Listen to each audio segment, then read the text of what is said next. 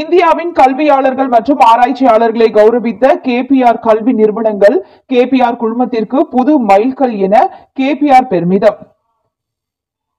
பொறியியல், தொழில்நுட்ப மேலாண்மை, கலை மற்றும் அறிவியல் ஆகிய துறைகளில் சிறந்து விளங்கி ஆராய்ச்சியை புதிய பரிமாணங்களில் எடுத்து சென்ற மாணவரிடத்தில் தாக்கத்தை ஏற்படுத்திய கல்வியாளர்கள் மற்றும் ஆராய்ச்சியாளர்களை அங்கீகரிக்கும் வகையில் கேபிஆர் கல்வி நிறுவனங்கள் கேபிஆர் லெகசி விருதுகள் 2025 நடத்தியது.